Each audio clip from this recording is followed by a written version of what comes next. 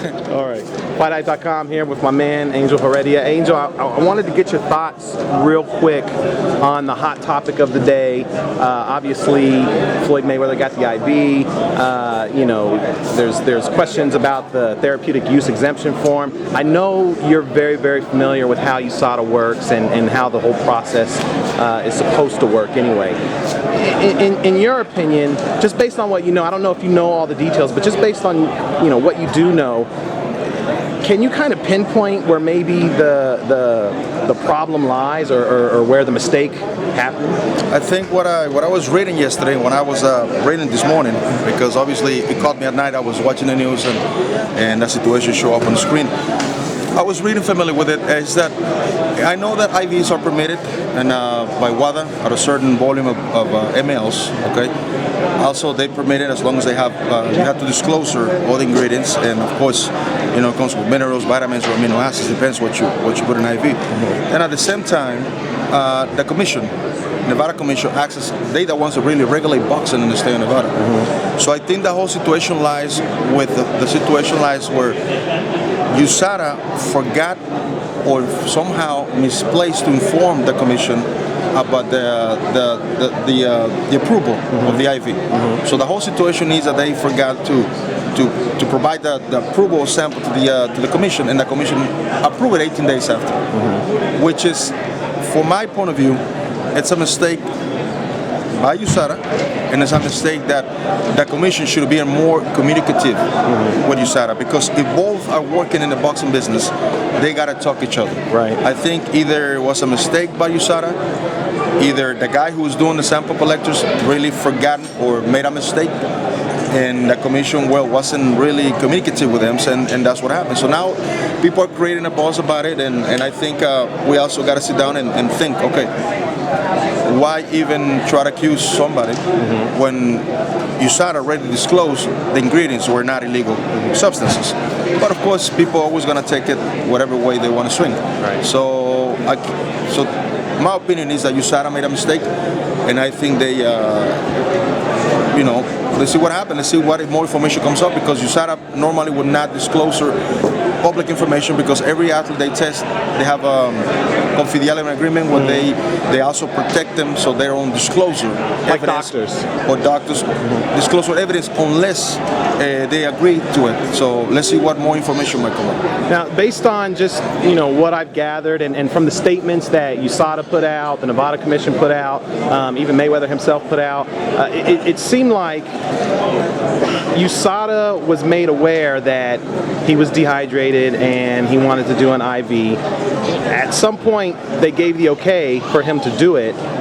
However, in order for him to do it, they need the Therapeutic Use Exemption form. Now, in order to get that form, what exactly needs to happen? I mean, do they have to have a doctor come in and examine them and make sure? Normally, when how Usada works is, when you're an athlete and you ended up getting hurt yourself, and for example, you need to use cortisone for the inflammation, which is not prohibited, but if it's not disclosure on the exemption form, and you don't disclose it, and it comes out in urine, then they will ask you, okay, well, and then you will tell them, okay, well, I have a doctor's excuse, blah, blah, blah, and they will say, okay, but you didn't declare it. So normally, when you want to do that, or you want to use anything that is within the rules, you got to talk to Usada. You got to let them know what you're gonna use, what is it for, and of course, the doctor before that has to approve it. Usada will say, okay, where's the doctor's paperwork? Look at it. It's okay. That's fine. And they'll sign it. And they say, okay, you're exempt and everything is fine. And then we have to communicate with the whatever commission they're working on, whether it's California or Texas or Las Vegas. But I think in this situation, I think they didn't notify the main guys. So obviously now the commission say, okay, wait, I regulate boxing now. I'm the maximum 30s. Why I didn't get the exemption for? Why do I got it 18 days after? You see what I mean? Yeah. So it creates a problem. And normally an athlete that is hurt or it needs to use a substance or any kind of situation, then we get a doctor. The doctor has to clarify that it's legitimate, that the injury is legitimate, and then you need to notify Usada. get it signed, and then get it approved by USADA. If USADA says no, you cannot use it, then you can use it. But if they say you can use it, they'll stamp it and you're okay. Then obviously now the next step was to inform the commission, but they didn't do it, I guess. Well, USADA's statement that they put out, they actually said Floyd informed them that, you know, he was dehydrated, he wanted to get this. It seemed like the procedure, the process, you know, was in place. It seemed like they were taking all the necessary steps. Was there anything that Floyd should have done differently as far as this is concerned? Well, I think Floyd, it's not up to the fighter. Normally, if he notified USADA and the doctor who was with Floyd notified USADA, he did the right thing. Now, if USADA say everything is fine, it's not Floyd's fault. It's not anybody else's fault.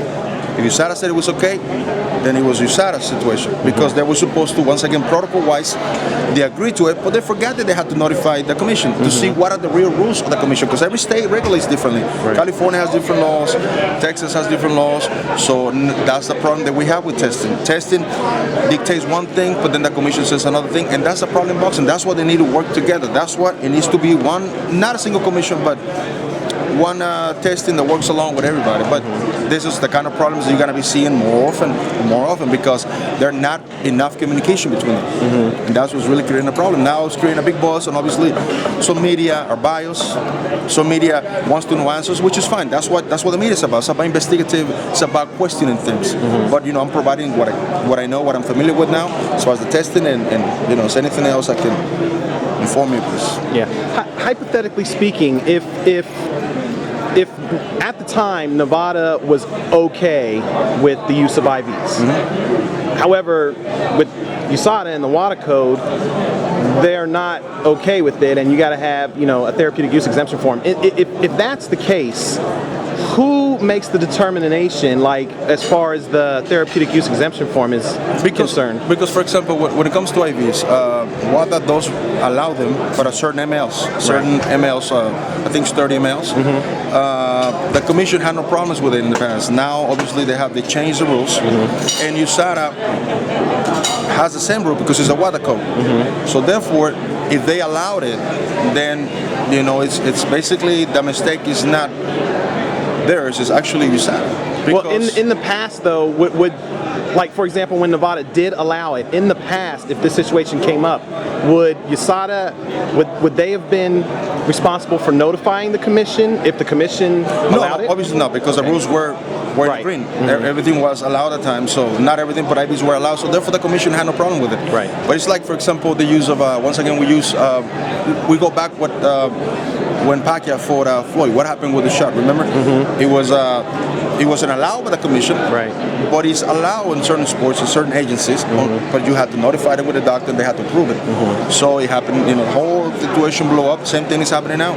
Back in the days, it was allowed, and the commission would not make a gesture at all. Now, obviously, it's about rules. If they're not allowed, of course, they got the right to say, hey, I didn't allow it, I didn't approve it. Why did you allow it, and why are you giving it to me too late? So they got the right to say that. The commission is right, and I think we need a strong commission just like that, and it's good. And I applaud at the same time that now they're providing 2-year bans for any boxer that tests positive in Nevada. That's a start. That's a revolution. Now it's going to get better and better, and hopefully we all get into a better testing, whether it's USADA, whether it's WADA, whether it's WADA. The main point is the safe for the boxers, and obviously we need to avoid any kind of misunderstandings, with especially now when the athlete has not the fault, but the agency and the commission, they don't communicate, then it creates a problem. Let me ask you real quick, just because you mentioned VADA. I mean, I don't know if you want to speak on this or not, but, you know, the story that was written about the whole situation, a lot of the quotes and a lot of the information that was provided came from Victor Conte. Now, I know I've talked to you about Victor Conte in the past. I know he has a history, you know, with USADA and some other things, but just knowing that a lot of the information came from him, should people make anything of that? I mean, is there anything behind that? If you really think, like, if you look at it on a point of view of being in the game, in a doping game before, and knowing how you mask substances and so forth. Obviously, it creates a doubt. So, me, if you ask me, okay, why would an athlete be using this? What can possibly be? Then I could tell you my opinion. Right. It's just like Victor said.